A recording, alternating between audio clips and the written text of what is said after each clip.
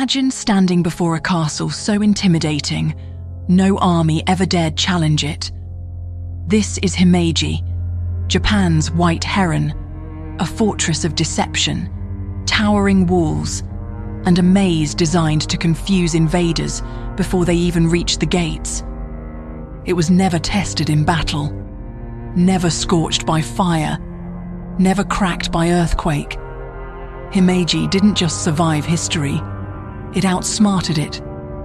But from Japan's ghost white giant to Malbork's brick colossus in Poland, what castle was truly the strongest ever built? Let's find out.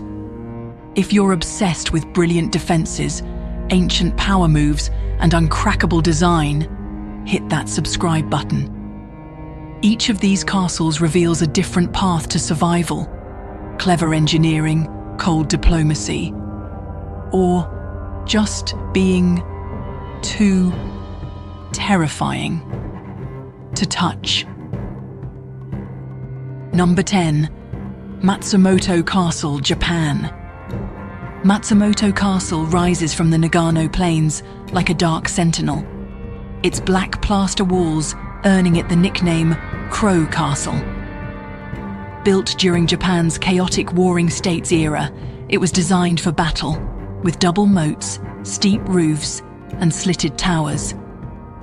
But the war never came. In 1615, Tokugawa's one castle per province policy stripped Matsumoto of its military role. Instead of facing siege, it transitioned into an administrative and political center. Strategically located in a quiet region, it escaped the radar of rival clans and the devastation of war. Its walls, thick with plaster meant to absorb cannon fire, were never tested. Its towers never fired on an invader. The design remained untouched, not because it failed, but because it never needed to prove itself.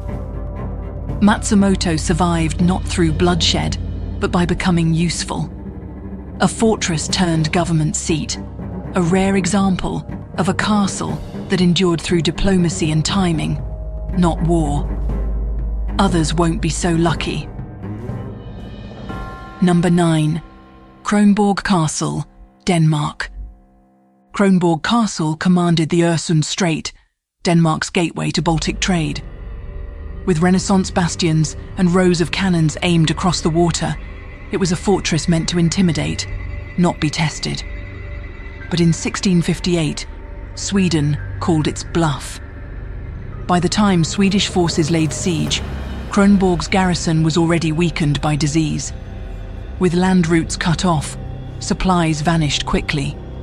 Cramped quarters and poor sanitation worsened the outbreak. Food, meant to last months, ran out in weeks. The walls never fell. The artillery stood. But inside, the defenders were starving. Rather than watch his men die from within, the Danish commander opened the gates. Cronborg surrendered without a single breach. This castle's story challenges the belief that strong walls guarantee survival. Its greatest vulnerability wasn't its stone, but the land around it. Land that failed to protect its lifelines when it mattered most. Even the mightiest fortress is only as strong as what lies beyond its gates. Number 8. Berg Elt Germany. Hidden deep in a forested valley of western Germany, Berg Elt rises from a rocky ridge above the Elsbach River, which curves around it like a natural moat. Built in the 12th century, its steep, narrow approaches and dense woodland made bringing siege equipment nearly impossible.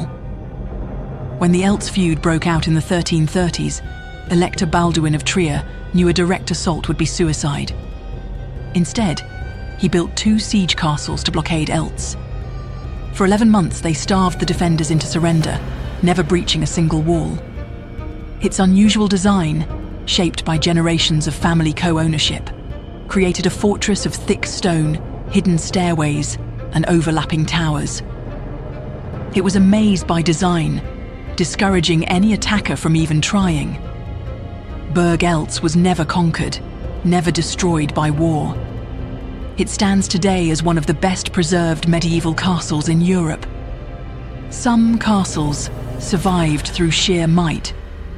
Others, like Elt's, made the very idea of invasion so difficult. No one bothered to try. Number 7.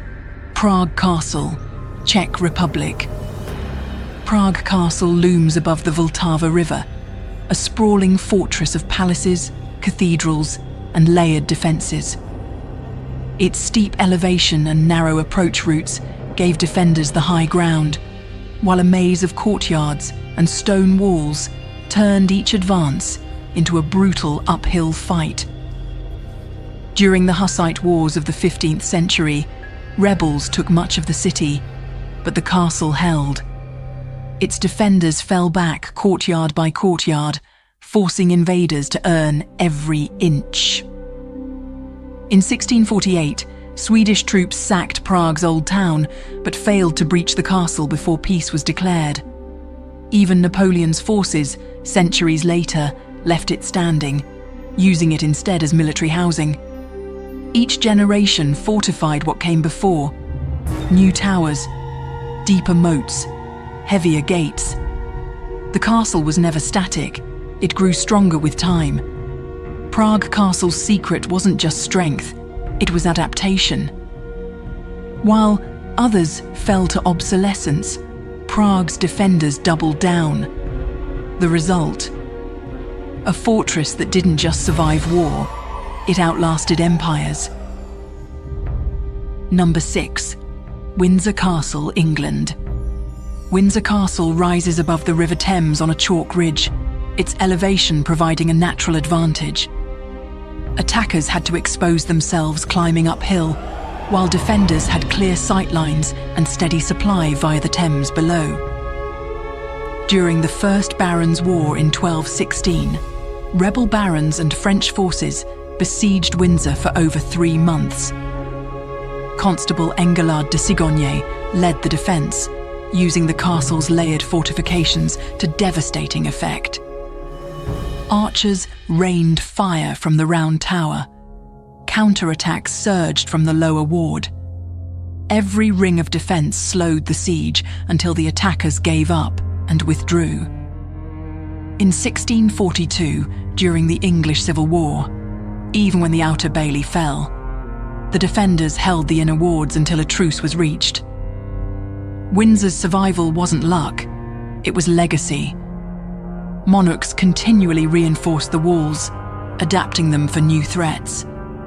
Over centuries it remained a fortress fit for kings, and an obstacle too formidable for any enemy to overcome.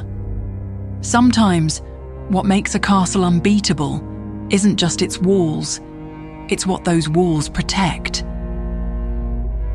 Before we head into the top 5, here's a quick challenge. If you've made it this far, you're clearly one of us. A true fan of history, castles, and clever design. So do us a favour, smash that like button, hit subscribe, and turn on notifications so you don't miss what's coming next. These next 5 fortresses, they didn't just survive history, they shaped it. Number 5. Carnafon Castle, North Wales.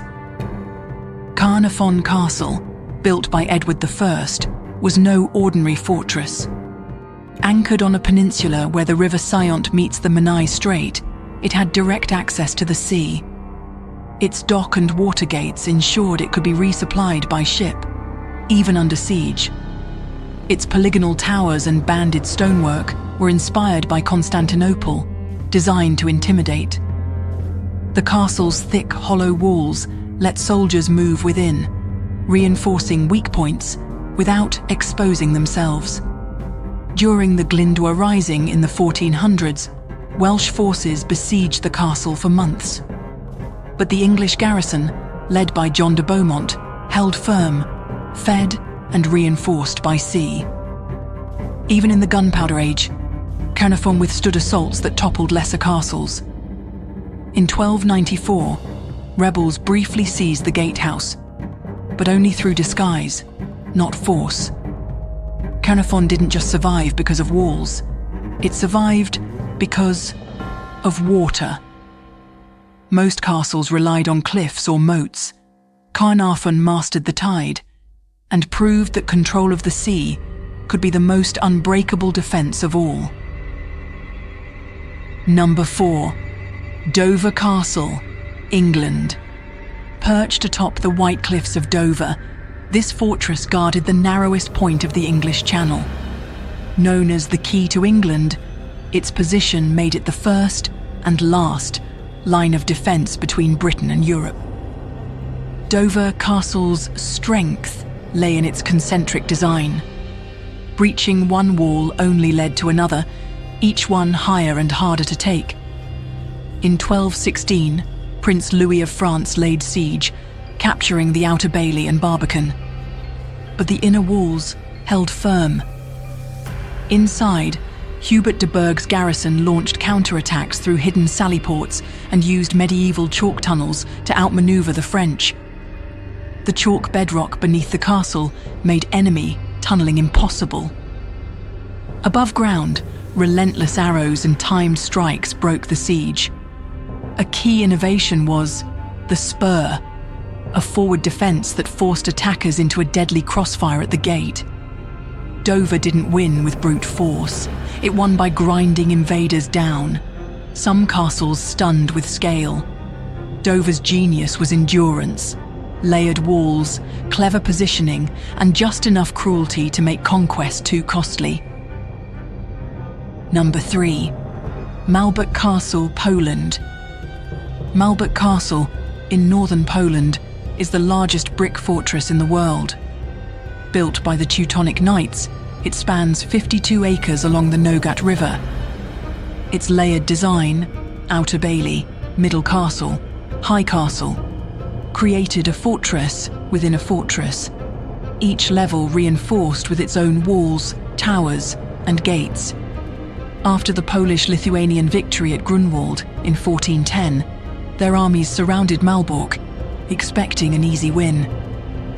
But grand. Master Heinrich von Plauen led the defense with brutal efficiency. The attackers faced not just towering walls, but sniper slits, hidden passages, and sudden counterattacks from sally ports. Moats fed by the river ensured constant supplies, and deep wells inside kept the garrison going. The siege dragged on. Weeks passed. Morale collapsed, not inside the fortress, but outside it. Eventually, the attackers withdrew in frustration. Malbork didn't just endure because of size. It broke sieges by forcing invaders to waste time, energy, and hope. Some castles relied on brute force. Malbork relied on outlasting your will to fight. Number 2. Himeji Castle, Japan. What fortress used its corridors as weapons? Himeji Castle, Japan's white heron, turned defense into a psychological trap. Over 80 gates and dozens of towers connect through a twisted labyrinth designed to disorient invaders. Zigzagging paths, blind alleys, and choke points forced attackers into narrow lines, easy targets for archers hidden above. Steep stone bases made the walls nearly unscalable. White plaster, both fire-resistant and symbolic, protected the timber beneath. Deep wells and vast granaries meant defenders could outlast nearly any siege. Sally ports allowed for sudden counterattacks, but Himeji's greatest weapon wasn't its arrows, it was despair. The castle could be held by a small force, exhausting enemies before they even saw the keep. By the 1600s, its fearsome reputation alone kept invaders away. No army ever tested its defenses. Not even Allied bombing in World War II touched it, because the brilliance of Himeji wasn't just structural, it was psychological. Conquest didn't just look hard, it felt impossible. But one last castle took this idea, layered defenses, strategic intimidation, and elevated it to legendary status. Number 1. Hochosterwitz Castle, Austria. Hochosterwitz Castle in southern Austria is a masterclass in defensive design. Perched atop a sheer dolomite rock, its only entrance is a steep, exposed path that winds through 14 fortified gates, each with its own deadly surprise. Murder holes, angled kill zones, twisting corridors. No two gates could be breached the same way. Legend says Ottoman forces tried to take the castle in 1541, but turned back before reaching the top. The higher they climbed, the worse it got. By the 12th gate, attackers were stranded on narrow cliffs, while defenders unleashed fire from above. At Gate 14, there was no drawbridge, just a chasm. The span had been pulled back, leaving invaders trapped and humiliated. Architect George Kevenhuller designed the entire approach to sap morale step by step. It wasn't just a climb, it was a gauntlet. Hochosterwitz didn't rely on massive armies or endless supplies. It relied on making enemies give up before they even got in.